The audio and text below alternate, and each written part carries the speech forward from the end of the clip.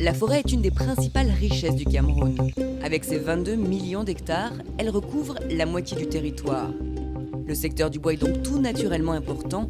Il représente 6% du PIB. Mais c'est aussi un secteur qui souffre d'activités illégales.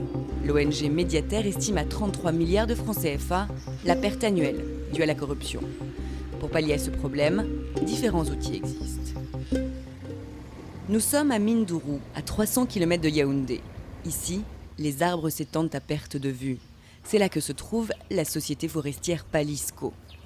Palisco compte 380 000 hectares de forêt, ce qui fait d'elle une des sociétés, on va dire, les plus importantes en termes de massif forestier au Cameroun. Créée en 1972, l'entreprise a obtenu la certification OLB, puis FSC. Cela implique dans un premier temps donc, le respect total de la légalité du pays, mais au-delà de ça, cela implique, on va dire, un engagement sur les points de vue sociaux et environnementaux de l'entreprise plus accru. Faire en sorte de préserver le milieu naturel, c'est l'objectif principal de cette pépinière qui peut accueillir jusqu'à 30 000 plants. Arrivés à maturité, les plus vigoureux seront replantés pour assister la régénération de la forêt.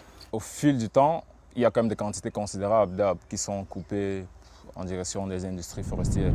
On s'est dit qu'il vaut mieux reboiser, notamment les essences les plus exploitées. Il ne faudrait pas que dans les années futures, qu'elles tendent à disparaître.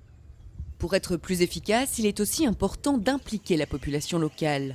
Dans la région, vit une centaine de villages de pygmées comme celui-ci. Pour échanger et les accompagner, des plateformes de consultation ont été mises en place par Palisco. Cette plateforme nous aide aussi, nous, les populations. Pourquoi? Parce que nous, on ne connaît pas comment la forêt se gère, mais c'est à travers le volet social que nous savions comment se gère la forêt. Les pygmées doivent notamment renoncer à chasser des espèces protégées. En contrepartie, la société s'engage à appuyer l'économie locale. Elle respecte aussi les croyances animistes des pygmées. Ils ont identifié nos sites sacrés qui sont dans l'exploitation et les signalisent pour qu'ils ne soient pas détruits. La certification est une démarche volontaire. Elle implique un audit de l'entreprise chaque année par un bureau d'études indépendant. Selon ses caractéristiques, elle pourra ou non obtenir son brevet. Aujourd'hui, on voit bien sur le marché international que lorsqu'un produit n'est pas certifié, il est difficilement traçable et il est donc assez complexe pour, on va dire, le client final de savoir si cette forêt a été bien gérée ou non. Un atout de taille quand on sait que le bois représente 16% des exportations camerounaises. Les principaux clients sont l'Europe et les marchés asiatiques.